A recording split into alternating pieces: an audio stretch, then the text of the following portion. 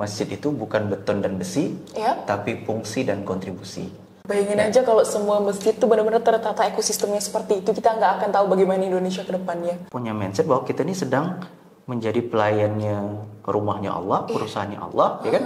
Maka kita harus punya mindset ya tadi ini masjid ini kaya, akan dikayakan Allah. Akan dikayakan Allah. Akan dikayakan Allah. Dengan berbagai macam cara tentunya. Kalau misalnya belum berhasil, belum bukan teorinya atau Qur'annya yang salah. Prakteknya kita yang salah. Maka kita harus belajar. Belajar, kita yang salah. Kalau kita, Qur'an ini kan mungkin benar atau pasti benar.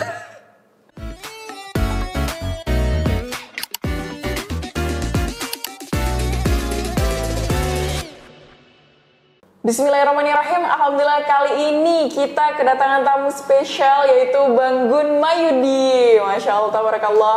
Nah teman-teman, Bang Gun Mayudi ini merupakan Managing Director dari Masjid Enterprise. Apa itu Masjid Enterprise? Kita bakal tanya-tanya sama Bang Gun Mayudi. Bang, Assalamualaikum. Waalaikumsalam Mbak Mutia. Gimana kabarnya hari ini Bang? Alhamdulillah sehat. Alhamdulillah sehat. Puasanya? Ini udah 22 ya? Iya, 22. Insya Allah udah mau Lebaran kan rasanya. Lebaran. Iya. Insya Allah. Alhamdulillah. Nah, Abang ada ini itikaf dan lain sebagainya di masjid? Ya, 10 malam terakhir nih karena memang Ramadan ini setahun sekali ya.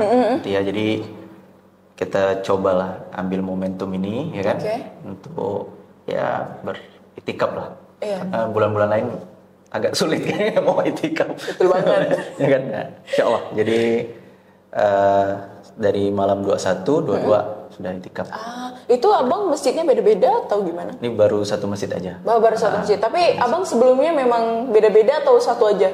Sebelumnya dulu waktu kuliah sempat beda-beda. Oh ini kok udah berkeluarga dengan lainnya Bang ya? Ini harus netap aja satu masjid. Yang deket rumah aja ya? Iya. Bisa pulang. Oh gampang bisa pulang. Iya benar-benar. Oke, Bang Gun. Nah ini kan tadi kita udah spill nih Masjid Enterprise. Nah boleh jelasin nggak Bang apa sih Masjid Enterprise itu? Oke, baik. Ini pemirsa ya. Sahabat Qur'an boleh ya, sahabat Qur'an. Tadi sudah dikenalkan sama Mutia. Saya sekarang diamanahkan sebagai Managing Director Masjid Enterprise. Jadi Masjid Enterprise itu adalah lembaga pendidikan, ya kan, dan pelatihan yang menarasikan dan mengedukasi masjid-masjid di seluruh Indonesia. Jadi bukan hanya masjid di seluruh Indonesia, tapi juga masjid-masjid seluruh dunia lah. Bagaimana mereka bisa berkontribusi, multifungsi, dan bermanfaat untuk umat. Itu intinya. Berarti udah skalanya internasional Bang? Alhamdulillah kita sudah 7 angkatan. Ya. Jadi pelatihan ini dilaksanakan 7 angkatan. Satu angkatan itu kurang lebih 100-an, bahkan pernah sampai 200-an. Jadi sudah ada 1000-an masjid yang ikut di seluruh Indonesia. Jadi semua provinsi ada. Bahkan ada dari Australia, kemudian ada dari Jepang, kemudian ada dari Qatar. Nah, tapi masjid pesertanya orang Indonesia yang ada di luar negeri gitu. Berarti WNI yang ada di luar negeri mereka gitu. Ada mengurus masjid di sana dan mereka ikut di pelatihan kita. Wah, luar biasa banget. Tapi kok boleh tahu udah berapa lama untuk Masjid Enterprise ini? Tepatnya itu pandemi. Pas pandemi 2020 awal. 2020, kita di 2020 akhir itu karena memang waktu itu kan masjid-masjid tutup. Nah, kita waktu itu melihat ada fenomena apa nih, ya kan? Ini masjid tutup, ya kan? Nah, jadi kita juga belajar gitu, banyak referensi lah. Ada beberapa masjid di Indonesia yang kegiatan aktivitasnya itu bermanfaat untuk umat. Jadi masjid itu bukan hanya tempat sholat, Mutia sebenarnya. Kalau kita merujuk zaman Rasulullah, masjid itu multifungsi. Bahkan kalau dijelaskan oleh Imam Masjid Istiqlal itu ada 24 atau 25 fungsi, ya kan? Ada untuk fungsi ibadah, fungsi sosial, ekonomi, ya kan? Bahkan kesenian dan sebagainya. Nah, jadi rapat, menerima tamu itu di zaman Rasulullah dilakukan di masjid. Bahkan kalau dikisahkan di filmnya Umar itu kan, jadi ada perwakilan kerajaan yang di sekitar Arab itu ketika berkunjung bingung mana rajanya ya kan, mana kerajaannya kan? Kenapa? Karena nerimanya di masjid. Di masjid ya. Kan? Nah, jadi intinya waktu itu akhirnya kita coba menginisiasi, ini masjid ini bukan, maka ada narasi yang kita gunakan tuh, masjid itu bukan beton dan besi, tapi fungsi dan kontribusi. Berarti bukan bentuk masjidnya ya Bang jadi bukan fokus, karena banyak pengurus masjid, mohon maaf ya, fokusnya tahun ini mau ganti keramik apa, nanti mau ganti kubah apa, nih ganti model apa. Ya, jadi sehingga orang hanya bisa melihat masjid, masjidnya indah, tapi kan hanya bisa dilihat di mata kan, masjidnya cantik, tapi masyarakat belum bisa merasakan peran masjid sesungguhnya. Nah, itu yang kita harapkan, bagaimana peran masjid, masjidnya itu boleh kecil, boleh masjid kayu, boleh masjid yang mungkin ya sekedarnya, tapi kan bisa membantu masyarakat di sekitar masjid, kan berarti masjidnya yang itu yang luar biasa sebenarnya. Iya banget sih. Jadi narasi itu yang kita, jadi bukan beton dan besi tapi fungsi dan kontribusinya. Dan itu juga yang dilakukan Rasulullah, masjidnya ya nggak ada kubah kan, kalau kita lihat desainnya Masjid Nabawi itu ya dia hanya satu kotak itu aja. Itu narasi yang kita sampaikan. Alhamdulillah 1000 masjid itu kemudian bergerak, mereka bertransformasi ya menjadi masjid yang multifungsi dan multi kontribusi. Wah, luar biasa banget. Jadi memang ini ya Bang ya, memberikan edukasi juga tentunya kepada seluruh masjid yang di Indonesia, bahkan ini udah skala internasional, bukan lagi nasional ya kan. WNI yang mungkin tinggal di Jepang, yang mungkin tinggal di Australia, itu sudah menggunakan program ataupun kurikulum yang sudah diberikan dari Masjid Enterprise untuk mengelola masjidnya. Benar. Berarti untuk mengelola ekosistem yang ada di dalamnya itu ya Bang ya, supaya lebih tertata, lebih baik lagi gitu. Karena kok kita tadi berkaca kepada problem yang Abang sampaikan, itu memang relate banget ya Bang ya. Relate banget sama ya begitu faktanya gitu. Memang di lapangan ya seperti itu kan, bahwa banyak banget masjid yang cantik-cantik, tapi itu di dalamnya ya kurangnya ya mungkin ekosistem atau kurangnya kebermanfaatan bagi umat. Padahal sebenarnya yang tadi Abang sebutkan fungsi dan kontribusinya. Wah, Masya Allah, keren-keren sekali. Nah, ngomongin Masjid Enterprise nih Bang, kalau boleh tahu programnya ada apa aja sih Bang? Jadi kita itu programnya pertama memang di pelatihan, kan? Kemudian kita juga ada riset, ya. Jadi kita juga melakukan penelitian. Jadi kita juga ada menulis jurnal, ya.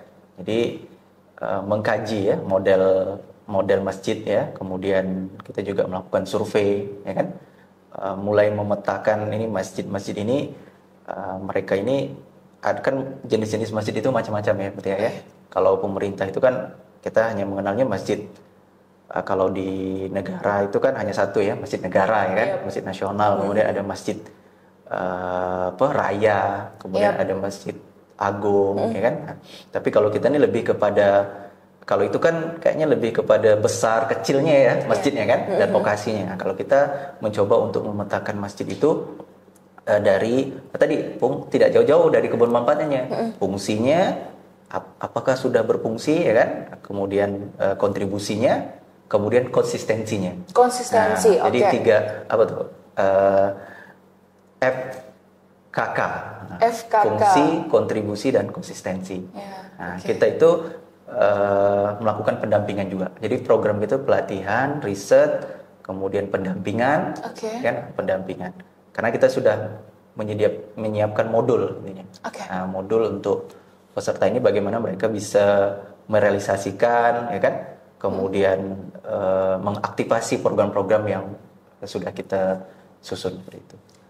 Begitu. Jadi tadi kan Abang udah spillkan bahwa sekarang ini udah ada 7 angkatan. 7 angkatan, yang satu angkatan itu hampir 100-an lebih ya Bang ya. 100 lebih, 200 dan lain sebagainya. Nah, itu kan menarik banget ya Bang ya. Dan tadi Abang sebutkan bahwa selain daripada memberikan pelatihan dan lain sebagainya, di Masjid Enterprise juga melakukan pendampingan nih Bang. Ya kan? Nah, apakah dari angkatan pertama sampai angkatan 7 sampai saat ini untuk angkatan pertama selalu masih didampingi atau bagaimana Bang? kita tetap terhubung ya dalam ekosistem ya kan. Nah, Terkontrol berarti ya, Bang, ya? terkoneksi setiap angkatan itu, bahkan kita juga buat mereka itu ada grup per wilayah juga, per provinsi. Iya. Jadi misalnya ada kegiatan di provinsi mana, jadi mereka ini saling belajar satu sama lain, Mbak Mutia. Jadi tidak lagi satu arah. Awalnya kan kita menyampaikan materi, tapi selanjutnya mereka juga bisa memberi informasi ya kan. Nah, kami ada program ini. Jadi ini bisa diikuti. Misalnya contoh misalnya di kita ada grup misalnya di Kalimantan Tengah ya kan. Jadi masjid ini share kegiatannya. Akhirnya yang ini oh ya boleh kami tiru. Jadi kalau amal soleh itu nggak boleh ada kompetitor ya kan. Sama-sama gitu kan. Nah, justru makin diikuti makin kita bahagia kan, makin senang.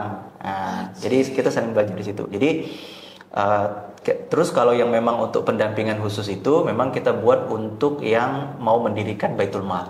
Baitul Mal ini kalau nama di Indonesia lebih dikenal sebagai UPZ atau LAS. Unit Pengumpul Zakat atau Lembaga Amil Zakat. Nah, itu kita dampingi supaya apa? Supaya masjid ini tadi mereka sudah tumbuh tadi kepemahaman mereka tentang masjid. Nah, setidaknya itu kan ada 4 pilar ya. Di masjid itu kita menamakannya ekosistem 4 pilar. Ekosistem 4 pilar ya. Yang pertama pilar Baitullah. Pilar Baitullah. Ya, jadi masjid itu pilar utamanya Baitullah. Nah, tempat orang untuk berkumpul kembali kepada Allah. Nah, DNA-nya ketaatan. Nah, jadi orang ke masjid itu apa? Supaya menjadi orang yang taat.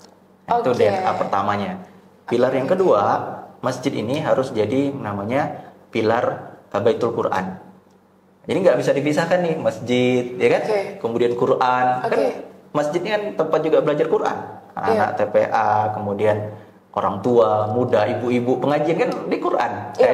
Belajar Qurannya di masjid. Nah, jadi itu fungsi keteladanan. Jadi bagaimana masjid ini harus mempunyai DNA keteladanan seperti itu. Kemudian yang ketiga itu DNA-nya kepedulian. Nah, ini Baitul Mal tadi, UPZ tadi.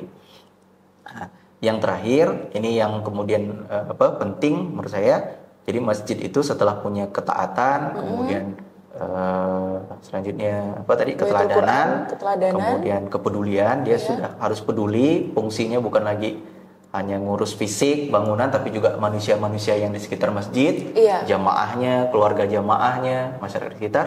Baru yang terakhir kemandirian, sehingga masjid harus mandiri. Kita berharap masjid tidak ada lagi nanti itu masjid yang, mohon maaf ya, itu ada celengan di tengah jalan, ya kan? Atau minta-minta di tepi jalan, ya kan? Itu kan ketika orang melihatnya, loh, izah masjid ini di mana, ya kan? Iya, betul banget. Ya kan? Masjid ini kan rumahnya Allah. Harusnya dia sudah terpenuhi. Umat Islam ini apa nggak ada yang kaya, gitu kan? Harus sampai masjid minta-minta di tepi jalan. Bahkan ada yang kalau kita mau keluar kota ada yang sampai di tengah jalan kan? Bukan lagi tepi jalan, ya kan? Di tengah jalan. Itu kan apa? Minta bangunan. Jadi itu harus dengan cara yang elegan menurut saya. Jangan seperti itu. Elegan dan modern. Iya, elegan. Jadi masjid ini rumahnya Allah. Mall aja ditata hebat dan sebagainya. Maka kemarin prinsipnya kita itu teman-teman masjid, pengurus masjid itu kita ajak mereka untuk masjid harus punya sekolah. Masjid harus punya sekolah. Bukan sekolah yang punya masjid. Kan sekarang kan kebalik nih. Oh iya. Ya kan? Iya. Sholat di mana? Itu masjid punya sekolah. Iya. Atau masjid kampus misalnya. Terus misalnya sholat di mana? Di mall, masjid mall. Iya, masjid mall. Nah, jadi semangat teman-teman itu adalah bagaimana masjid nanti yang akan punya sekolah. Bahkan mungkin masjid yang punya universitas. Dan ini Al-Azhar itu kan awalnya masjid. Iya. Nah, jadi masjid yang kemudian mendirikan universitas. Kemudian nanti di kepedulian apa? Masjid yang punya lembaga sosial, masjid yang punya Baitul Mal, bukan. Jadi pemangku utamanya masjid. Jadi masjid nih yang punya izah. Ini kita mengembalikan izahnya masjid. Zaman Rasulullah itu, ya kan? Kemudian masjid yang punya supermarket, bukan supermarketnya masjid. Atau ini ada toko atau mall, supermarket, ada musola kecil, nah itu enggak kayak gitu. Jadi bagaimana masjid nanti yang punya ke semua ekosistem ini. Jadi masjid yang sebagai holdingnya. Iya, iya. Ya, masjid menjadi titik nolnya ketemunya. Iya, Ya, iya. Karena spiritnya itu, iya, karena kalau di zaman Nabi kan memang seperti itu ya, Bang ya. ya masjid yang menjadi pusatnya, pusat aktivitas Rasulullah, dan itu diikuti oleh penerusnya kan, Abu Bakar, Umar, Utsman. Ya, selanjutnya kemudian berubah ya kan, ada menjadi istana, kerajaan dan sebagainya. Tapi kita mengembalikan fungsi masjid lagi sebenarnya. Jadi masjid itu sebagai titik nol, karena kita nih pasti balik ke masjid. Ya kan? Betul. Datang sendiri atau diantar. Itu betul banget sih. Nah, itu Mutia. Jadi kalau boleh saya membahas satu ayat gitu ya. Jadi kehadiran Masjid Enterprise ini tidak lepas dari spiritnya itu Quran surah At-Taubah ayat 18. Nah, jadi satu ayat itu, jadi Quran itu sebenarnya luar biasa.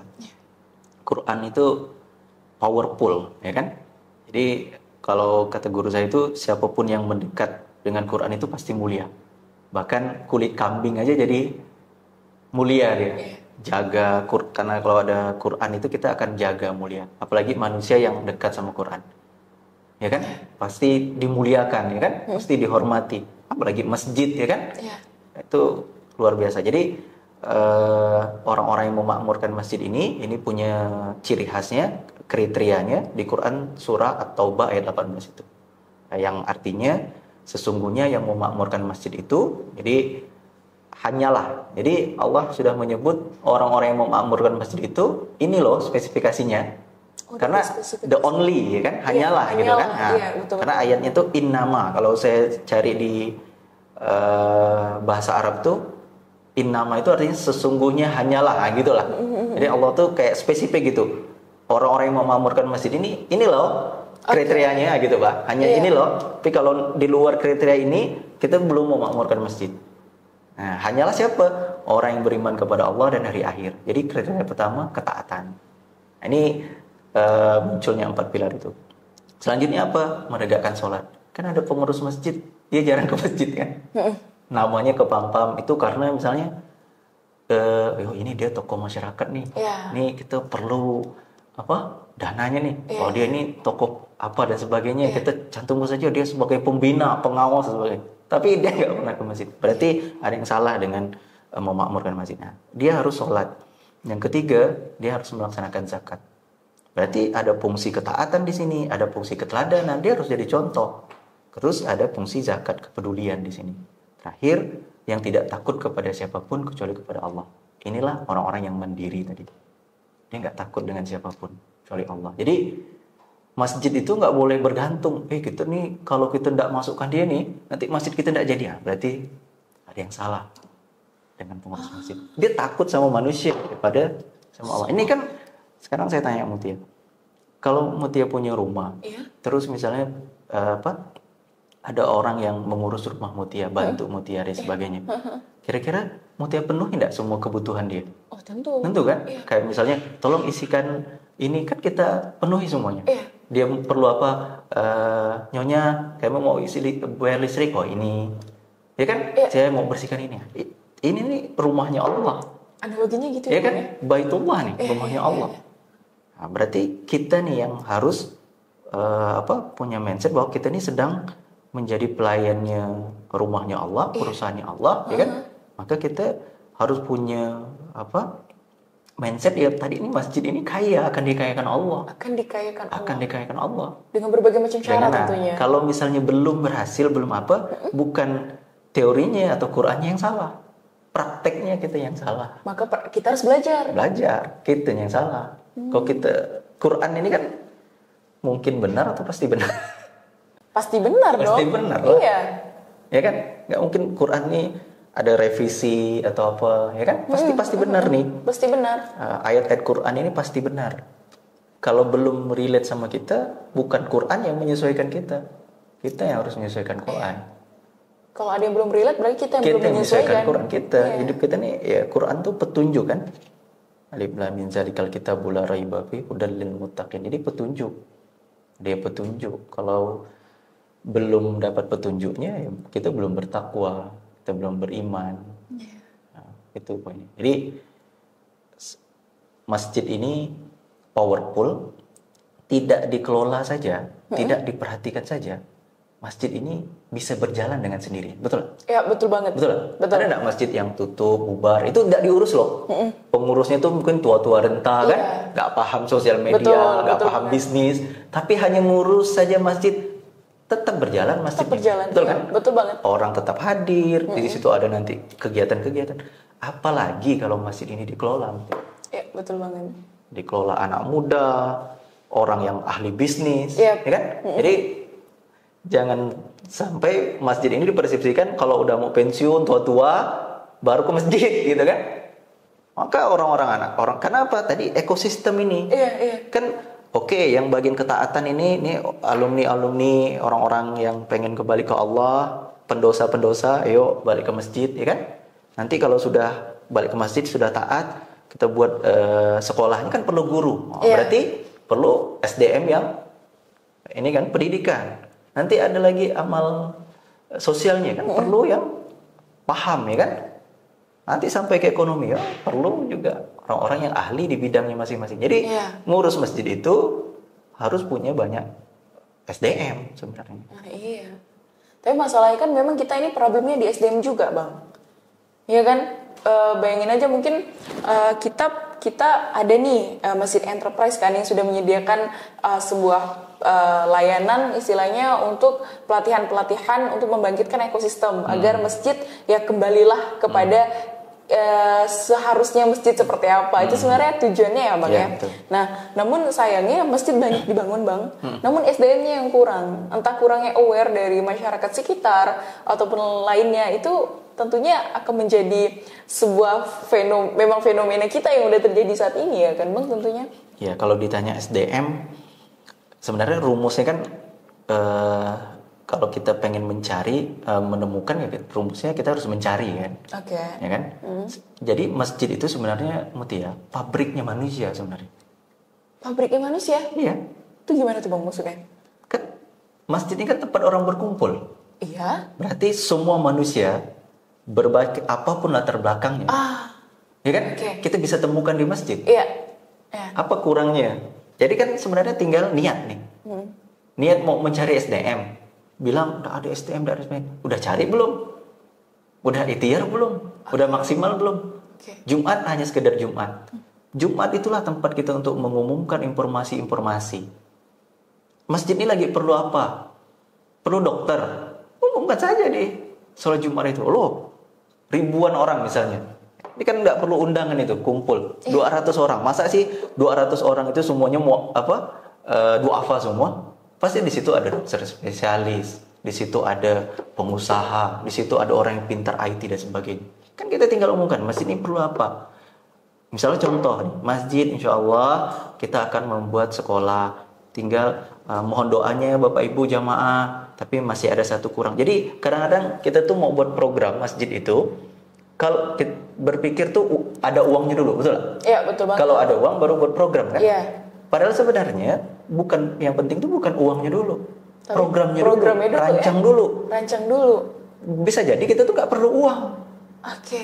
Guru ternyata ada orang nih dia udah lama nganggur, maksudnya gitu lah. Tapi pengen cari tempat untuk mengajar dan sebagainya. Kenapa enggak? Ya kan? Iya. Nah, nanti kita pikirkan bagaimana nanti untuk penghasilan dan sebagainya. Kan bisa lewat zakat, lewat infak dan sebagainya. Kenapa? Dia bisa bilillah. Orang yang berjuang di jalan Allah itu kan berhak untuk dapat zakat. Bahkan kita bisa umumkan, alhamdulillah kami ada pengusaha-pengusaha ini kan orang baik di dunia ini banyak sebenarnya. Iya, betul banget. Banyak sekali orang baik. Tengoklah, Indonesia ini kan negara paling dermawan sebenarnya. Iya, betul.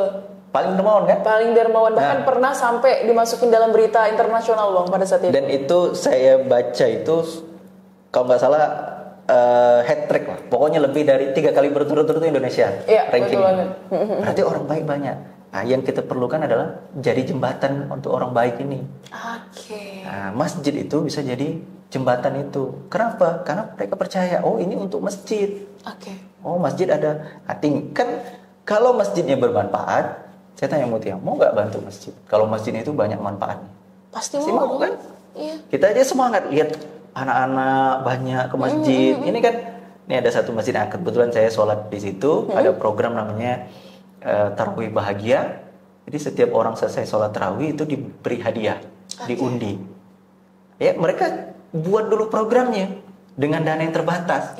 Bahkan Masya Allah, ketika buat poster itu Mutia, mereka kan nampilin gambar-gambar hadiah itu. Dia tanya ke saya, "Bang, gambarnya hadiah apa? Yang sudah ada atau yang belum ada pun kita tampilkan."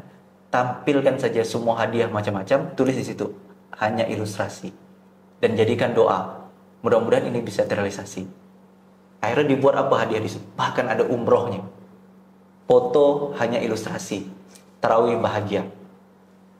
Malam keberapa kemudian itu diposting di MSN. Ada travel yang kemudian nanya, ada hadiah apa? Ini. Sudah ada umroh belum? Belum. Ya udah, saya kasih umroh. Jadi ada yang ngasih hadiah umroh. Hadiah berdatangan. Jadi yang paling penting adalah programnya dulu, mulai dulu. Kenapa? Karena kita yakin ini rumah Allah. Kita ngajak orang, kita ke masjid aja Allah udah senang kan, bahagia. Betul. Apalagi kita nih jadi wasilah gitu ya. Wasilah untuk orang senang ke masjid. Nah, kita ajak mereka, Bu, ke masjid itu utamanya ibadah. Hadiah ini bonus gitu. Jadi datang untuk ibadah, pulang bawa hadiah kayak gitulah. Udah, alhamdulillah sekarang hadiahnya macam-macam orang bantu. Ada yang bantu mainan, nengok anak-anak ramai dan sebagainya. Umroh. Berarti kan niat, ikhtiar, ya kan? Jadi inilah kemudian yang kita semangat ini yang kemudian kita bagikan ke masjid-masjid di seluruh Indonesia. Itu sebenarnya spiritnya. Wah, luar biasa. Ternyata memang se-powerful itu masjid ya Bang ya. Bayangin aja kalau semua masjid itu benar-benar tertata ekosistemnya seperti itu, kita nggak akan tahu bagaimana Indonesia ke depannya. Itu kalau kita khayalin aja itu akan luar biasa banget. Apalagi mayoritas di Indonesia paling banyak muslimnya.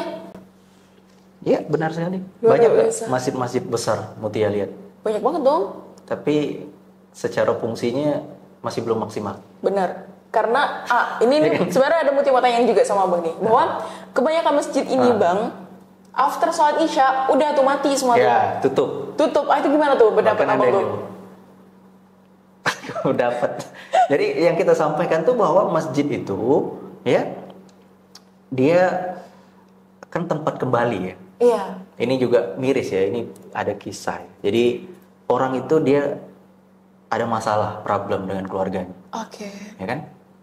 Terus bingung. Suami ini bingung mau kemana, kan lagi ada masalah sama keluarga kan. Kemana tempat pelarian? Harusnya kemana? Harusnya ke masjid dong. Cari ketenangan kan? Cari ketenangan. Dia di rumah nih mungkin ya sedang ada masalah gitu kan. Dia perlu cari ketenangan dan sebagainya. Akhirnya pilihannya apa? Dia ingin untuk cari ketenangan itu di masjid. Apa yang terjadi ketika dia ke masjid? Masjidnya dikunci. Atau ada juga ini pengalaman orang cari ketenangan ketika sholat isya itu kan orang pengen bertafakur. Orang lebih mendekatkan diri, beriktikaf dan sebagainya. Malam itu luar biasa ya kan? Bang. Dekat, pengen dekat sama Tuhan. Karena ini tempat sholat ya, tempat dia mendekatkan diri kepada Allah. Tiba-tiba langsung ini pengalaman ya, ada yang kemudian kasih kode-kode gitu, tak matikan lampu. Wah, udah kode nih kan? Saya juga pernah Bang. Terus dimatiin AC. Matikan AC. Betul. Terus bunyi kunci tak. Ini bahaya nih. Akhirnya keluar. Apa yang terjadi? Ya kalau orang itu ada tempat untuk persinggahan lainnya lagi. Kalau nggak ada, akhirnya udahlah. Dan kita akhirnya dia misalnya ke kafe dan sebagainya, atau ke tempat yang lain dan sebagainya. Nauzubillah ya. Malah ada yang menawarkan mungkin ini ada ketenangan yang mungkin itu melanggar syariat agama. Apa yang terjadi? Ya tadi berarti apa? Masjid ini bisa jadi apa ya? Salah ya kan? Gara-gara tadi masjidnya dikunci, orang itu malah dia kecewa. Ya udahlah, aku ke tempat yang 24 jam. Balik lagi kafe buka 24 jam. Balik lagi sama yang Abang sampaikan kan, fungsi dan kontribusi. Fungsi dan kontribusinya. Maka tadi memang tadi kita harus mulainya tadi semua elemen ini harus terlibat. Nggak Iya. bisa hanya sekedar, maaf, kadang-kadang ada juga masjid-masjid yang menutup diri, gitu ya. Oke. Nggak mau, dia suka dengan apa? Ya kotak-kotak. kondisi sekarang gitu, ada cukup gitu. Oke. Nah, Asik. mereka nggak mau masjid itu rame, ribut. Menurut dia tuh masjid itu jadi kayak kuil gitu. Hanya tenang untuk ibadah. Kan mohon maaf ya, anak-anak kan sering dilarang masjid. Iya, Dilarang di masjid. Bahkan ada yang melakukan disuruh ini loh, keluar, Bang, kekerasan. kekerasan. Bahkan itu bisa jadi apa ya? Benak mereka akhirnya trauma loh ke Iya, masjid. betul banget. Itu udah banyak banget sih, Bang. Iya, bahkan ada misalnya kita bawa anak khawatir kan ke masjid. Ada beberapa masjid itu yang, hei ribut anak-anak nih.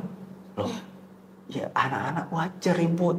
Itu dunianya. Kalau bapak-bapak ribut di masjid itu baru kurang ajar. Jadi anak-anak tuh suara itu di Turki, itu anak-anak bermain bersama imamnya. Ah, Ya kan? iya. Ada saya lihat Imamnya cuplikan yang videonya. diajak bermain Iya, dan sebagainya. Kan Rasulullah cucu-cucunya kan sampai naik ke ketika Rasulullah sholat, kan kenapa Rasulullah lama? Oh, ini ada ahli Husain dan Hasan yang sedang bermain. Artinya Rasulullah aja nggak melarang. Iya. Ini orang sekarang ini merasa pengen khusyuk gitu kan? Loh, suara anak-anak itulah jangan sampai ketika kita nanti tidak ada anak-anak baru kita bingung, kok anak-anak tidak ada masjid, baru betul kita banget. kecewa, sedih, tidak ada suara. Justru dengan ada suara anak-anak di masjid itu kita harus bahagia, Iya, betul. karena mereka lah nanti akan meneruskan nih, Iya. ya kan?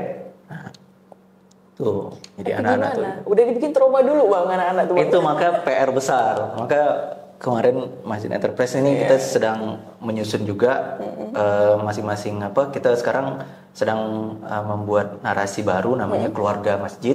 Iya. Nah, jadi kita udah merangkum kawan-kawan ini, ya kita ini seperti keluarga lah gitu. Iya. Nah, keluarga masjid jadi nggak ada batasan lagi, jadi borderless gitu. Iya. Kemana kita ada keluarga. Jadi sekarang kalau saya safar ataupun adalah kegiatan keluar tuh, alhamdulillah banyak keluarga ya. Di Jogja ada. Kenapa? Itu keluarga kita. Bahkan mereka, ayo nginap di sini, nginap di sini.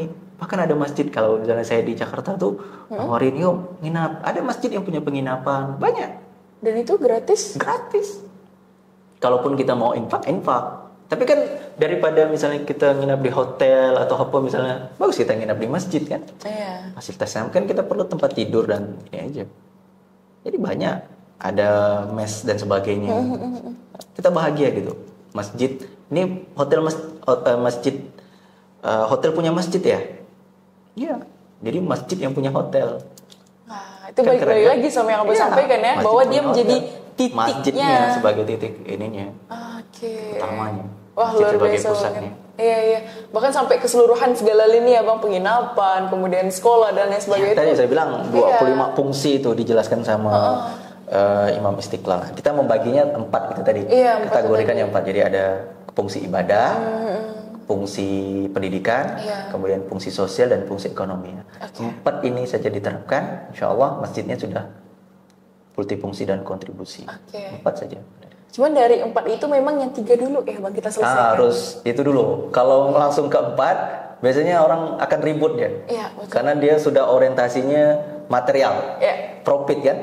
Kalau ndak untung nanti ini akhirnya ribut, menyalahkan satu sama lain, ini rugi dan sebagainya. Iya. Tapi kalau udah satu hati, terus sudah sering berbagi, sehingga kemandirian amal usahanya itu hanya untuk mensupport kegiatan-kegiatan masjid, memakmurkan jamaahnya, ya kan, mensejahterakan masyarakat di sekitarnya.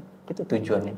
Iya. Bila itu. Nah, Masya Allah, tabarakallah. Nah, tadi kan Abang ada cerita tuh perkara kisah yang yang Isya udah ditutup dan lain sebagainya. Nah, Mutia tuh, Bang, beberapa hari ini juga ada lihat video yang mungkin viral. Mutia tidak tahu mungkin apakah Bang Gun ada lihat atau tidak. Jadi saat itu tuh ada seorang laki-laki, dia full tatoan. Kemudian dalam keadaan capek, mungkin habis mabuk, keadaan lagi mabuk, beliau menggunakan celana jeans, kalau tidak salah ya, Bang ya, kemudian menggunakan kaos, lalu dia datang ke masjid dalam keadaan mabuk. Nah, itu kan kalau tidak salah memang ada hadis atau apa ya, Bang ya, bahwa disampaikan kita nggak boleh ke masjid dalam keadaan mabuk dan lain sebagainya. Nah, cuman tentunya hadis itu muncul pasti ada sebuah alasan dan pasti ada pemaparannya ya kan Bang. Nggak mungkin kalau kita sampai nggak memanusiakan manusia. Nah, saat itu ada pro kontra Bang pada saat beliau ini datang ke masjid, beliau duduk. Kita kan apa yang tadi Abang sampaikan bahwa mungkin kita nggak tahu problemnya apa ya kan, sampai dia lari ke situ, kemudian akhirnya dia balik ke masjid gitu kan. Nah di saat itu ada yang pro kontra Bang jamaah di sana, ada yang mengusir dia suruh pulang dan lain sebagainya, ada juga kayak melarang tidak usah biarkan aja dan lain sebagainya. Nah tapi kalau menurut Abang dalam keadaan mabuk seperti itu kemudian pergi ke masjid, nah itu gimana sih pendapat Abang dari kisah ini tadi? Jadi gini ya, Rasulullah tuh dia punya banyak dosis menghadapi manusia. Oke. Jadi nggak bisa semua itu disamakan gitu. Iya. Menghadapi sahabat yang dekat ada dosisnya. Iya. Bahkan untuk yang kaum yang belum paham, ya kan? Iya. Kan ada yang sampai ngencingin masjid, paham kan? Iya. Ya kan? Tahu ceritanya ya. Apa yang dilakukan Rasulullah? Oh dia belum paham. Apakah Rasulullah ada yang kemudian mau menghukum, mau dan sebagainya? Oke. Itulah dakwah. Dakwah ini bukan untuk yang paham saja. Kalau di masjid itu semuanya orang suci, terus orang yang belum suci nggak boleh ke masjid, berarti mereka harus kemana dong? Iya. Jadi masjid itu di Quran surah At-Taubah ayat 108 itu tempat orang untuk mensucikan diri. Jadi bukan orang yang merasa suci. Bukan yang merasa suci, Bukan merasa suci. namun yang ingin mensucikan diri. Kalau mensucikan diri artinya apa? Saya ini rajin ke masjid, dianggaplah misalnya kan. Ya. Bukan berarti saya ini suci. Oke. Gitu ya. Bukan karena saya udah bersih, Ya. bukan saya ini merasa soleh, tapi karena saya paham saya ini kotor. Ya. Maka saya mau membersihkan diri, mensucikan diri ke masjid. Maka kalau pengurus masjid paham bahwa kita ini sama-sama pengen mensucikan diri, maka melihat orang itu ya tadi dengan kacamata, ya tadi harus ada kacamata dosisnya tadi. Oh ini dia pengen ke masjid ya, kita perlakukanlah dia, memanusiakanlah mereka kan. Apa sih sebenarnya dia ini, kendalanya apa ya kan? Ya. Kemudian kita jadi menghadirkan sosok sebagai apa ya, orang-orang yang mau ke masjid ini ya, kita pengurus masjid ini sebagai ayah ya kan. Oke. Sebagai ayah. Nah, ini ada anak yang mungkin tersesat dan sebagainya kan. Ya. Nah di situ kita bisa sedia. Itu sering ya, maksudnya saya bertemu dengan beberapa orang yang hijrah ya kan, yang hijrah, ada yang keluar masuk penjara, kemudian macam-macam ya. Nah ya udah saya ajak ke masjid aja, ketemu di masjid ya kan. Kemudian di situ kenapa? Karena dia pengen membersihkan diri, dia pengen menenangkan diri dan sebagainya.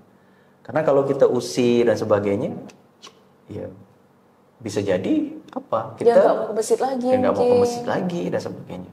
Jadi yang dimaksud dengan area suci itu kan sebenarnya hanya yang terbatas saja. Ada area suci kan, dia mungkin pernah batas suci ya kan. Iya. Maka masjid itu kan dia kawasan ya, Iya. kawasan kan. Kawasan masjid ini kan ada WC, betul? Iya, betul. Kan bukan berarti WC itu suci, maksudnya di sini tidak boleh masuk ya. Artinya ketika ada orang pemabuk, ya mungkin kita tidak arahkan dia ke tempat yang imam sholat dan sebagainya kan, kita jaga. Tapi kan ada dapur, mungkin ada kamar. Apakah itu semua area suci? Tidak kan? Iya betul. Ini kadang orang kan sering nih, mohon maaf ya, ke toilet misalnya kan. Toilet masjid pun kadang-kadang ditutup, nggak boleh untuk jamaah, hanya khusus jamaah atau dikunci kan? Betul banget. Nah. Iya. Kadang-kadang miris. Akhirnya mereka buka yang 24 jam ya, yang warna-warni itu kan buka 24 jam sebagainya. Akhirnya ya udah, masjidnya belum berperan ya kan sebagaimana mestinya. Jadi hanya untuk urusan itu aja orang berpikir masjid ini loh, kok nggak boleh, semua nggak boleh gitu kan? Iya. Ditutup dan sebagainya. Jadi yang saya maksud dengan masjid itu adalah kawasan. Maka Masjidil Haram itu bukan hanya Baitullah itu aja gitu ya. Iya. Kawasan dia. Itu kan ruko, toko-toko, itu kan kawasan Masjidil Haram, itu nggak boleh dimasuki, itulah area sucinya ya. Tapi kan ada fasilitas lagi, ada WC, ada apa, bebas aja kan. Iya betul. Kadang itu yuk kita ke toilet mana? Toilet masjid, misalnya gitu kan. Nah, bukan berarti kita kencingnya di masjid kan, di toiletnya. Gitu. Betul banget. Nah, jadi kitanya sendiri nanti yang mencoba untuk melayani ya semua jamaah ini, ya kan? Sebagaimana Rasulullah melayani umatnya kan, sesuai dengan dosisnya. Masya Allah, ini keren banget sih Masjid Enterprise Bang.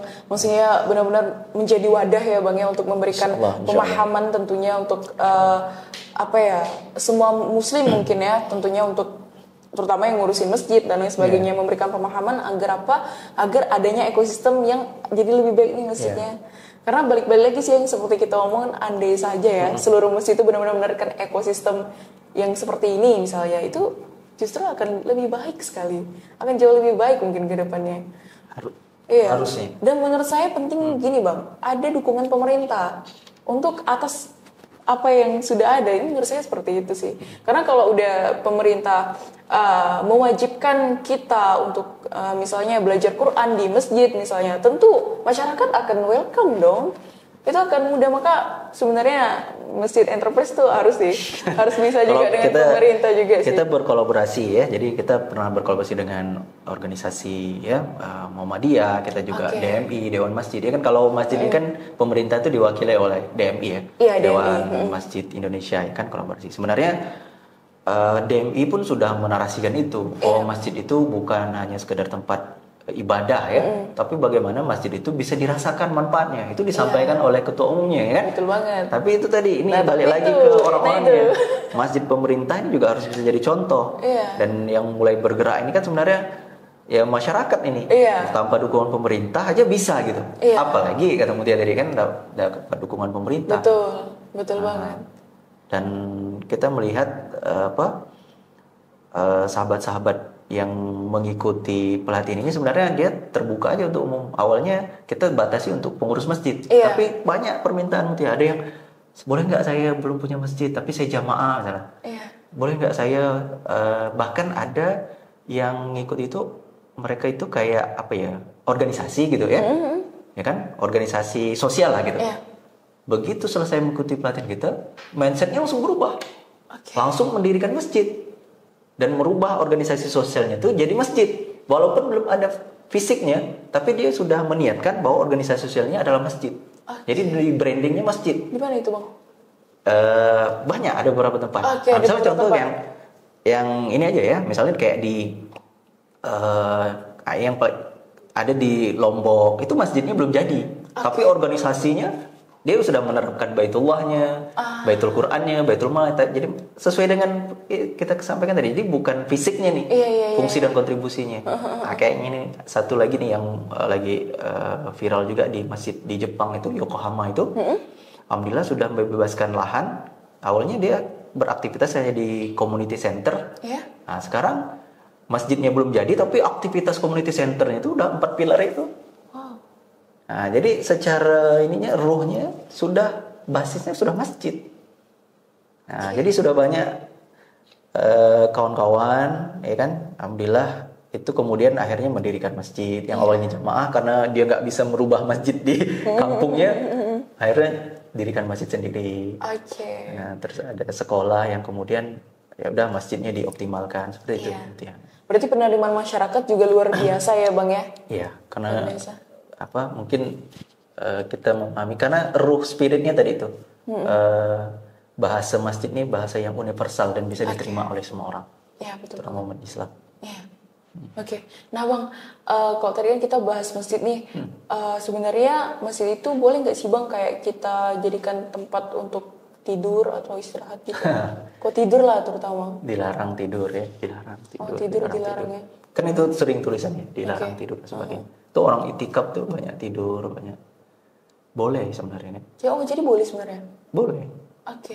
Jadi kan tidur itu sebenarnya kenapa dilarang? Mungkin ada mau sholat, mengganggu dan sebagainya kan. Yang perlu ini kan pengurus ini kan mengatur saja sebenarnya. Mana mungkin area untuk istirahat dan sebagainya. Jadi misalnya kayak saya bilang ada masjid ramah musafir, itu kan keren tuh. Ada beberapa kan? di Indonesia masjid ramah musafir. Kenapa? Jadi musafir tuh nggak perlu lagi dia, karena kan kadang-kadang mereka perjalanan orang kadang-kadang naik pesawat itu bukan karena bukan karena kepentingan ada dua dan sebagainya gitu ya. Karena memang keperluan, misalnya orang tua dan sebagainya. Mereka nggak ada uang sebenarnya, tapi terpaksa naik pesawat. Betul. Nah, mereka harus menginap loh di mana dan musafir dan sebagainya. Maka sekarang ini peserta di pelatihan kita tuh ada masjid yang di bandara. Jadi mereka sekarang masjidnya ramah musafir, boleh nginap di bandara, mereka sediakan menu, minuman, kopi, teh dan sebagainya. Nah, masjid-masjid itu ramah musafir, ya kan? Ada orang yang mungkin dalam perjalanan, daripada kemalaman, lebih baik nginap di masjid. Wah, luar biasa. Nah, kalau tadi kan kita ada bahas program-program tuh ya Bang, luar biasa banyak program-programnya, terus yang fokusnya kepada 4 pilar itu tadi ya Bang ya. Nah, Muti pengen ini sih Bang, kalau kayak Baitullah dan lain sebagainya tuh Muti udah oke banget lah nih, udah paham banget. Nah, terus untuk yang Baitul Qur'annya nih Bang. Nah, itu kan pasti dari Masjid Enterprise itu tuh ada yang namanya program-program untuk belajar Quran dan lain sebagainya. Boleh dijelasin nggak Bang, sebenarnya program belajar Quran dari Masjid Enterprise tuh untuk masjid-masjid nanti ke depannya bakal seperti apa sih Bang? Pertama kita menyampaikan dulu spirit Qurannya kan, why Qurannya dulu, biar paham, supaya mereka bersemangat untuk menjalankan program Baitul Qurannya, supaya tahu dulu nih why-nya, strong why-nya. Kenapa harus belajar Quran? Belajar Quran itu kan udah kita sampaikan.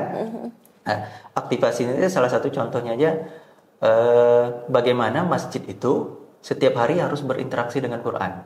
Maka salah satu program ini kita ada One Day One Juice, ODOS itu kan. Nah, ODOS itu, jadi selesai sholat, jadi kita ada modulnya, kita ada SOP-nya, bagaimana masjid-masjid itu sudah mulai menerapkan nih, yang bisa setelah selesai sholat, mereka baca 2 halaman.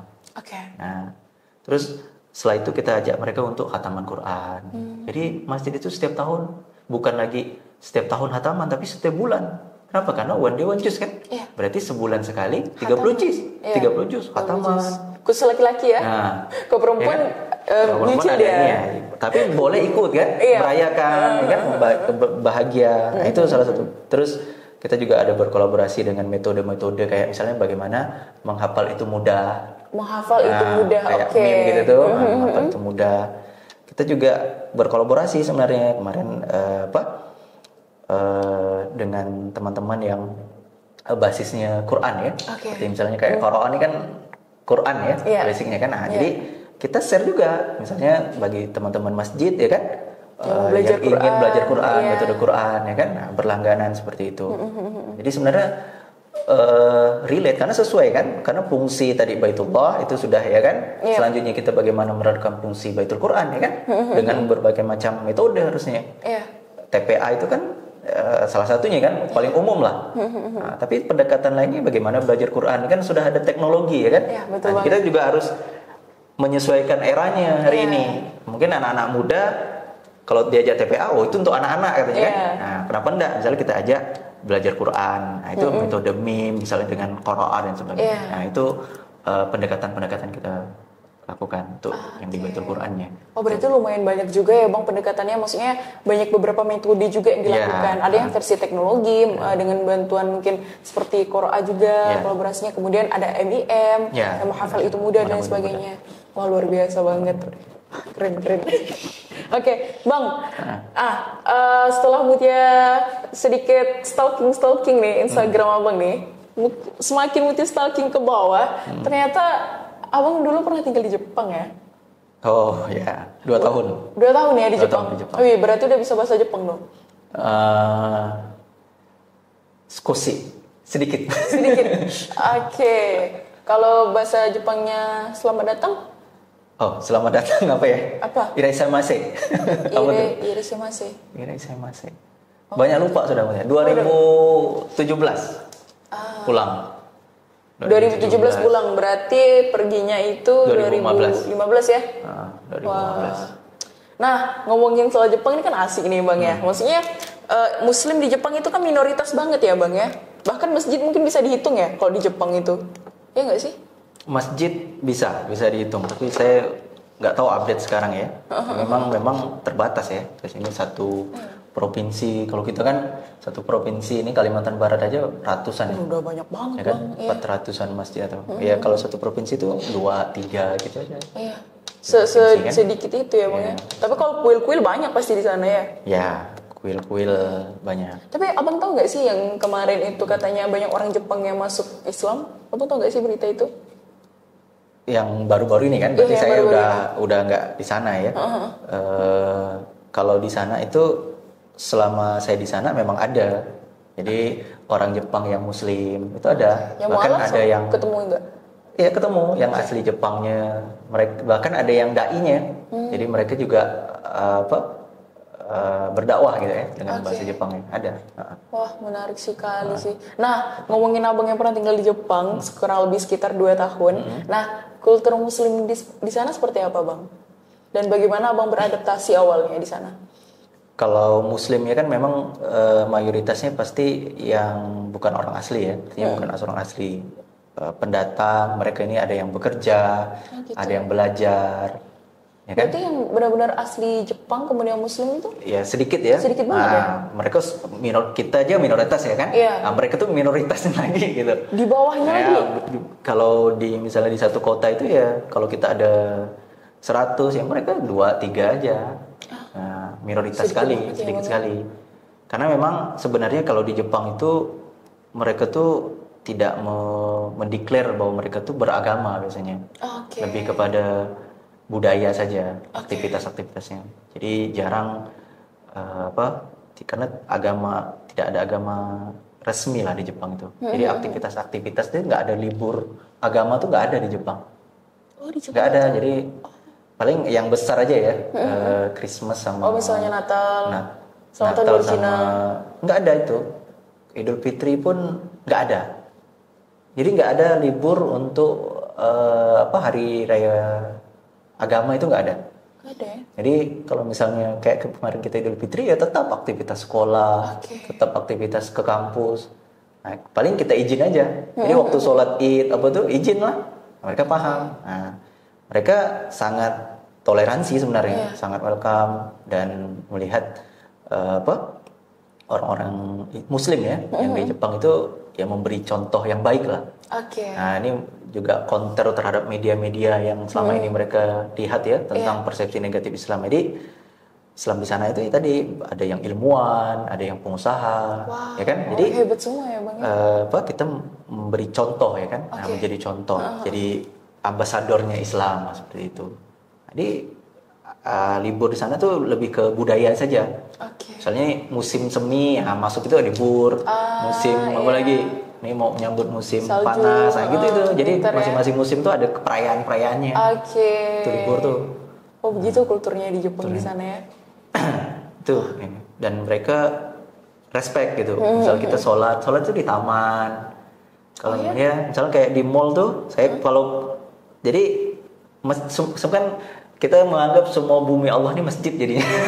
Karena kita boleh sholat dimanapun kan. Berarti di daerah tempat abang tinggal itu tidak ada masjid atau gimana sih? Kan misalnya gini, anggaplah misalnya satu masjid hanya ada masjid raya. Kan kita nggak mungkin 24 jam di dekat masjid raya terus. Oh iya juga sih. Misalnya kita tinggalnya di sini nih, Serdang. Kan kita ada aktivitas mungkin ke bandara, kita ke mall.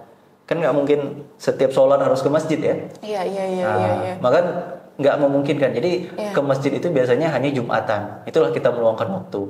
Kalau 5 waktu ke masjidnya ada mungkin ya kalau mau yang mungkin punya kendaraan, mungkin punya waktu dan sebagainya. Tapi kita nggak sempat. Misalnya kita ke mall, kita ke taman. Nah sholatnya di situ lah di taman, di tempat kosong. Kita perjalanan ke kereta, misalnya kereta api kan. Misalnya kita mau kemana. Nah kalau ke mall tuh tempatnya cari lorong yang ini. Atau biasanya yang paling sering tuh kita gunakan tempat kalau di toilet itu di Jepang itu kan modern ya, toiletnya modern ya, bersih, jadi luas. Jadi dia ada tempat yang bersihnya itu untuk yang ibu-ibu, ibu-ibu menyusui. Jadi dia fungsinya bukan toilet, memang hanya untuk ganti pampers atau ganti pakaian di situ. Jadi memang ada ruang di situ. Dan itu luas gitu, kayak kamar sendiri gitu. Jadi kita bisa buka di situ. Nah, jadi tapi yang punya pasangan ya. Nanti kalau kita laki-laki masuk gitu bingung juga nih kan. Ini nanti dicurigai sama orang Jepang. Nah, jadi kita masuk ke ruang situ, ya kita sholat di situ. Nah, terus kalau di taman lah paling sering ya. Kita selalu bekal sajadah, kan? Iya. Nah, terus kalau nggak di taman ya di mall nggak ada ini ya tadi di mana ada tempat yang kosong sholat. Dan mereka nggak ngerecokin apa, mereka sangat ini sangat toleran lah. Oh, mereka toleransi ya dengan agama ya? Dengan apa? Dengan Islam. Bahkan ketika kita misalnya berpuasa, ini kan bulan Ramadan ya, mereka sangat kagum gitu sama kita. Oh ya? Karena menurut mereka hebat gitu. Nggak makan kan? Iya. Dia pikir tuh cuman sebentar 2 jam. Kan apalagi di Jepang kalau pas musim apa tuh? Ya, kalau musim panas ya. Yang itu waktu pertama subuhnya jam 2. Terus maghribnya tuh bisa jam 8. Wah. Oh iya, panjang. Musimnya musim panas ya, musim panas. Kalau musim dingin enak. Lebih cepat? Lebih cepat. Biasanya jam 5 itu sudah gelap. Berarti selama 2 tahun abang dapat Ramadan? Dua kali nggak salah. 2 kali. Dapat Ramadan di musim apa? Seringnya di musim panas gitu kalau di sana. Cobaan banget ya jadinya ya bang ya? Jadi jam 2 gitu. Nah, sebenarnya ujiannya banyak.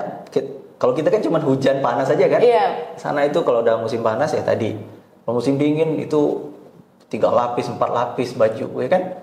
Harus nyiapin dan sebagainya. Apalagi kita yang tinggal di apa ya iklim tropis ya bang ya, nggak terbiasa dengan winter, pasti itu bakal dingin banget dong. Kalau panas kita udah terbiasa, apalagi kita di Pontianak kan? Terbiasa. Kalau yang winter itu kita harus kalau di sana tuh kan AC-nya 2 ya, ada yang dingin, ada yang hangat. Jadi kalau ke mall tuh sudah hangat sudah.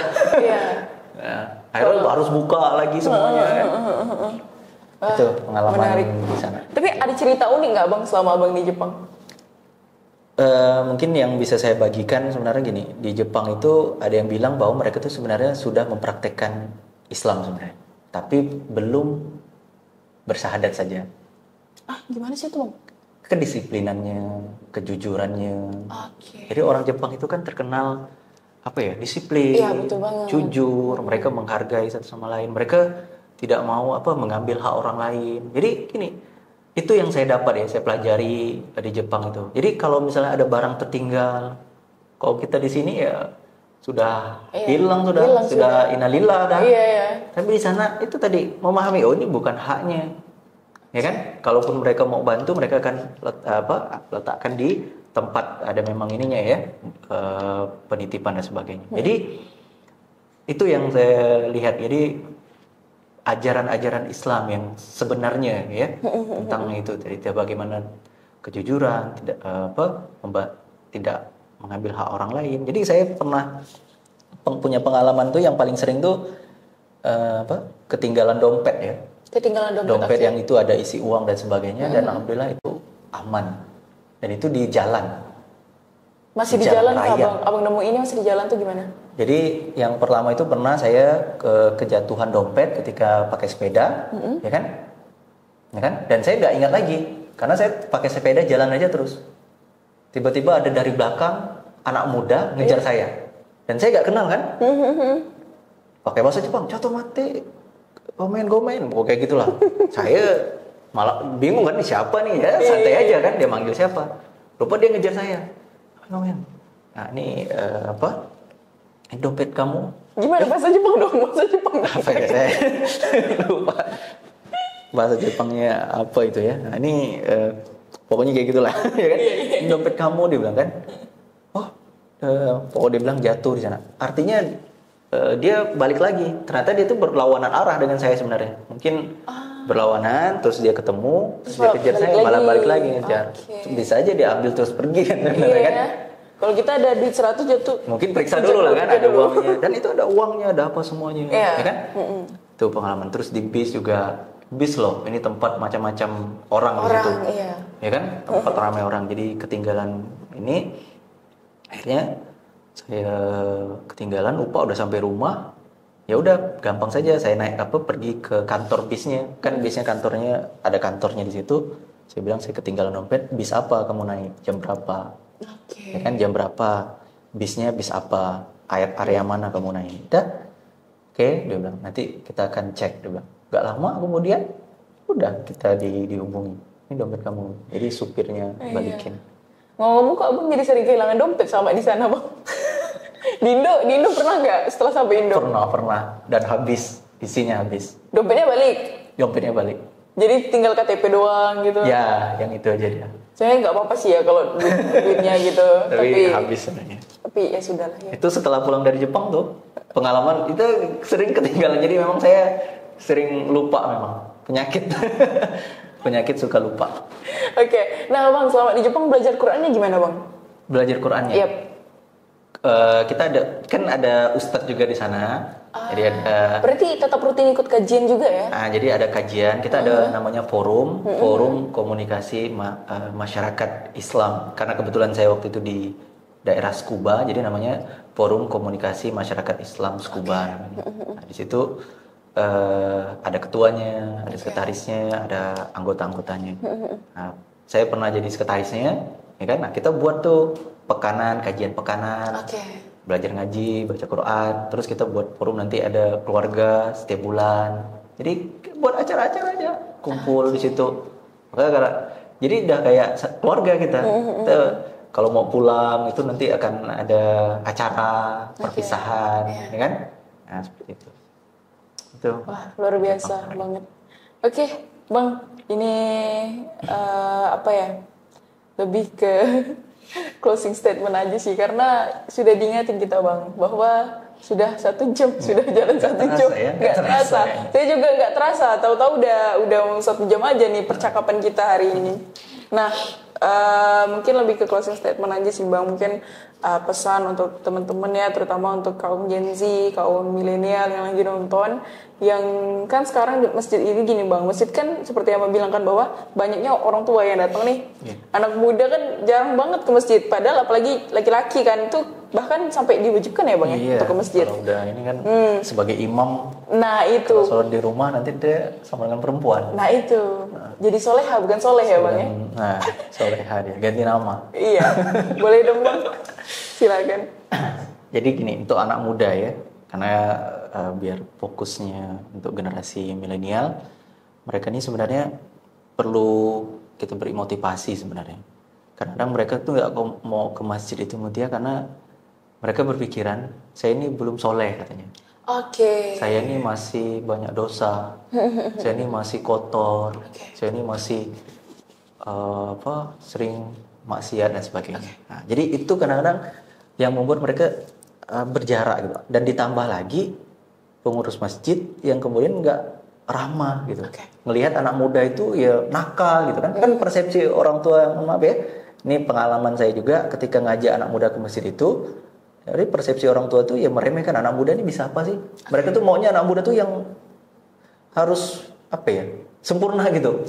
Perfect. Padahal mungkin kalau kita lihat orang tua ya, kalau kita mau merenung, kita ini dulu juga nggak baik-baik amat ya kan. Betul. Kita punya masa lalu juga ya kan. Nah, kalaulah tidak ada yang menolong kita, nggak nerima kita, mungkin kita akan terus di jalan yang salah itu gitu. Iya, betul banget. Jadi anak muda ini, jadi jangan ke masjid itu jangan nunggu soleh gitu. Ke masjid saja. Insya Allah nanti kita akan berusaha untuk jadi orang soleh.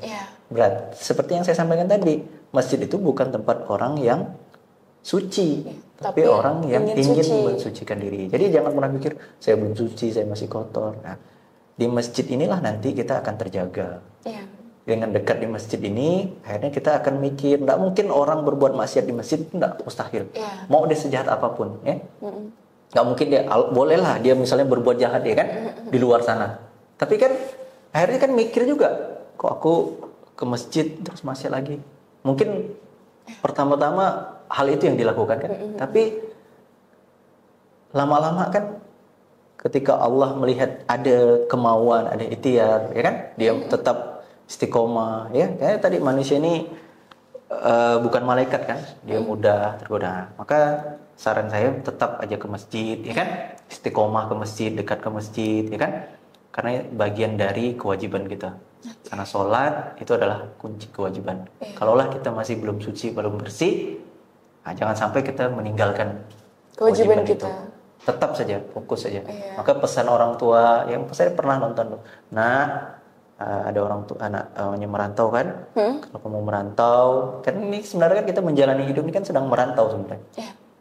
Kemanapun kamu pergi, jangan pernah tinggalkan masjid, jangan pernah lupa sholat. Itu aja sebenarnya kuncinya. Jadi artinya mau kita sebejat apapun, mau kita senakal apapun, Tapi kalau kita masih ada hati kecil kita nih, ada iman, ada sholatnya, ada masjidnya, ya kan? Nah, insya Allah itu bisa jadi tameng. Nah, gitu ya.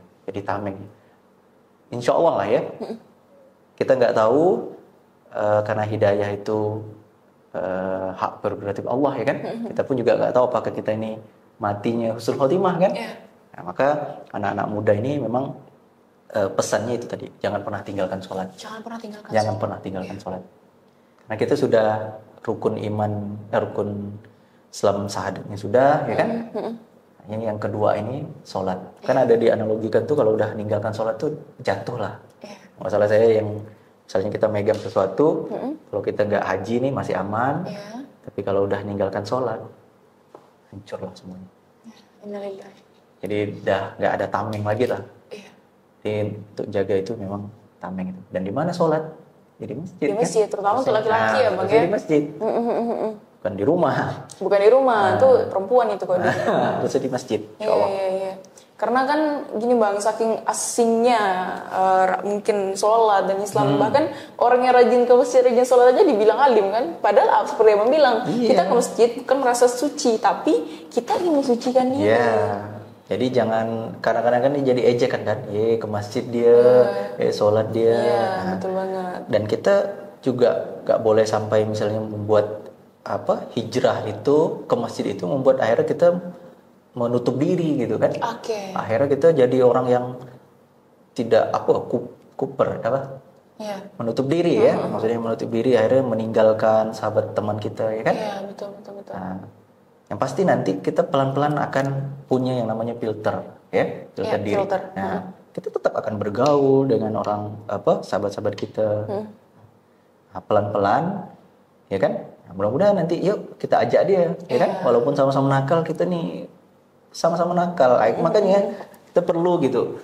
Kita nih nakal, ya kan, bahasa-bahasa anak gaul sekarang kan. Kita nih nakal, tapi masalah ke masjid sholat kita tinggalkan juga. Ya kan? Karena itu kan banyaklah kisah-kisah orang yang minum, mabuk dan sebagainya ya. Tapi ketika dia tetap sholat gitu ya, walaupun sebenarnya nggak boleh sebenarnya kan. Maksudnya kau ini sholat itu kayak mempermainkan agama, ya kan. Nah, tapi mudah-mudahan lah dengan dia terus sholat tadi itu ya tadi ini berlawan lah gitu ya, antara maksiat dengan keimanan ini terus berlawan, ya kan. Kita berharap jangan sampai terjerumus ketika sholat memang udah dilepaskan, ya habis lah. Harapannya sih kayak gitu ya Bang ya. Cuman tuh mungkin ada beberapa ini mungkin oknum aja ya Bang ya, yang mungkin menggunakan pakaian syar'i sampai bercadar. Itu tuh malah jadi ini cuman hanya untuk menutupi kelakuan-kelakuannya dan lain sebagainya. Dan maksudnya gini, maksudnya tuh sebenarnya kan adanya Islam datang itu kan sebagai panduan atau pedoman hidup kita ya Bang ya, agar hidup kita lebih ada rules-nya, lebih teratur. Bayangin aja kalau Islam nggak ada, ya kan? Ya, maksudnya bebas gitu ya. Iya, jadi kita terbebas gitu. Maksudnya kayak perempuan aja sebegitu mulianya dan sebegitu diaturnya pakaian, bahkan sampai sebegitunya ya Bang ya. Kemudian laki-laki pun sama juga gitu. Sehingga dengan adanya hal itu tuh terkadang yang bikin kesalnya kadang biasa gini Bang. Kamu udah berhijab nih, pakaian kamu syar'i gini. Tapi kelakuan kamu kok masih gini misalnya. Itu kan jadi kadang kita tuh malah jadi ini ya Bang ya. Jadi merasa salah gak aku berpakaian? Jadi persepsi orang akhirnya kan negatif ya. Maksudnya melihat orang yang berpakaian syar'i, ya kan? Itu jadi sekarang ini bukan lagi jadi ukuran, ya kan? Bukan lagi ukuran. Nah, tapi juga akhirnya bukan malah jadi ya udah kalau gitu bagus aku bejat tinggalkan. Kan akhirnya jadi orang nggak mau jadi kan. Nah, menganggap pakaian itu ya udahlah sama saja gitu kan, sama saja dan sebagainya. Sama Bang ya, sama banyak gini Bang, ini pengalaman pribadi ya Bang ya, bahwa banyak teman-teman yang menyampaikan bukan kepada saya, namun kayak di obrolan gitu, bahwasanya sampai gini Bang, kayak ngapain sih gitu pakaian syari-syari kalau dirimu itu masih munafik dan lain sebagainya. Mending kayak aku, kadang pakai hijab, kadang enggak, tapi aku enggak munafik.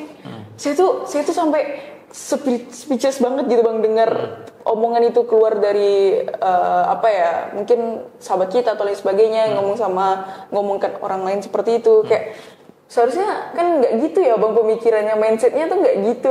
Cuman tuh kadang kita entah keterbatasan ilmu, keterbatasan cara bicara dan lain sebagainya, membuat kita sulit untuk mendeskripsikan sebenarnya nggak gini loh gitu loh Bang. Iya, karena memang dia melihat fenomena ya kan, orang-orang yang berpakaian syar'i itu ya tadi mereka yang korupsi ya kan, kemudian mereka yang munafik tadi itu kan, bahasanya lingkungannya kan. Kita ini kan tergantung lingkungan kita juga, faktor lingkungan. Maka lingkungan itu juga menentukan sebenarnya. Jadi bukan berarti yang mohon maaf ya, kadang-kadang kita itu ya kayak maksudnya menghina gitu. Ya udahlah, nanti aku pakaian muslim tapi aku tetap bebas seperti itu kan. Nah, jadi sebenarnya pasti ada hikmahnya. Jadi gini, saya memahami syariat Islam itu sebenarnya mudah. Di syariat Islam itu pasti selalu ada hikmahnya. Kenapa ini kan kadang-kadang kok ini haram sih, nah, gitu kan? Pasti ada hikmahnya gitu, Pak. Nah, kadang kan kita yang aja nggak sampai ilmunya gitu, Pak. Betul. Nah, jadi jangan langsung menjudge, nggak ada gunanya, sama saja lah, haram, halal, yang penting kan kebaikan, nah gitu kan. Padahal pasti ada hikmahnya gitu. Kenapa ini Allah larang? Nah, termasuk juga berpakaian syar'i ini, gitu. Pasti ada hikmahnya, ya kan? Nah, orang yang memakai itu mungkin belum paham hikmahnya itu, gitu, Pak. Nah, pelan-pelan gitu, Pak. Karena kayak anak kecil kan belum paham gitu, Pak. Mungkin dia hanya menganggap ya Islam tuh hanya dari sisi pakaian gitu. Padahal sebenarnya kan kita berhijab itu juga dari hati, ya kan, pikiran, ya kan, jaga ucapan kan. Kadang-kadang memang pakaian ini udah besar ini, tapi mulut masih pedas, masih ngomongin orang, suka gibahin orang. Nah, itu yang mungkin di benak mereka. Nah, berarti belum sampai di situ. Jadi hikmah dari pakaian syariah itu belum sampai. Padahal sebenarnya syariat itu pasti ada hikmahnya. Kenapa ini halal, kenapa ini haram, ya kan? Halal dan thayyib itu kan baik, ya kan? Apa dilarang? Kenapa kita harus makan yang halal? Dan supaya tadi selain baik, ya doa-doa kita, ya kan? Itu nggak akan tertolak. Nah, kita juga menjaga sebenarnya kan pakaian syar'i ini, orang nggak meremehkan kita. Terus nggak mungkin ya kalau saya misalnya pakai kopiah misalnya, itu kemudian pergi ke tempat maksiat gitu. Kayaknya enggak deh, akan buka dulu gitu kan. Jangan kayak kopi pakai baju koko aja. Kan nggak mungkin kan. Jadi minimal akan berganti pakaian gitu. Iya betul. Betul nggak? Iya betul banget. Jadi dengan artinya hikmahnya ya tadi dengan pakaiannya kita akan jadi hati-hati gitu. Harusnya jadi perkataan kita hati-hati. Maka ketika saya nanti berpakaian, maka orang ulama, ustadz atau guru-guru itu ya tadi mereka beban moralnya sangat tinggi kan, mereka harus jaga. Nah, ketika melakukan kesalahan sendiri ya langsung dicap kan. Iya betul banget. Nah, yang penting kita tetap rapi ya, pakaian seperti ini ya pakaian Islam juga, ya kan. Nah, kita menjaga. Tapi ketika kita pakai kopiah, sudah memunculkan simbol-simbol itu, maka harus lebih ini lagi, menjaga hati-hati lagi, jangan sampai pakai kopiah maki-maki kan. Iya betul banget sih. Seperti itu. Jangan sampai kita pakai kerudung nih, nggak mungkin nanti pergi ke mana? Ke tempat hiburan kan. Akan mikir kan, akhirnya ya tadi buka dulu dan sebagainya, ganti kostum dan sebagainya. Betul. Nah, jadi minimal dia walaupun sementara sesaat, itu menjaga sementara kan, untuk berbaca seperti itu. Wah, Masya Allah, tabarakallah, dari yang tadi minta pesan aja nih sampai lari ke sini nih karena saking asiknya. Tapi ternyata memang sudah lewat kita ya Bang, waktunya luar biasa, Masya Allah, udah 1 jam lebih. Bang Gun, jazakallah khairan atas waktu dan sharing ilmunya. Dia sudah diundang ya, mudah-mudahan bermanfaat. Amin. Kalau banyak yang kurang ya, nah, manusia ya banyak kurangnya. Ya, ilmu yang benar datangnya dari Allah. Amin, insyaallah. Nah, buat teman-teman semuanya, semoga podcast kita kali ini mampu memberikan inspirasi kepada teman-teman dan juga bermanfaat banyak tentunya. Dan apabila ada salah kata atau tingkah laku dalam selama berjalannya podcast, kami mohon maaf dan jazakumullah khairan semuanya. Assalamualaikum warahmatullahi wabarakatuh.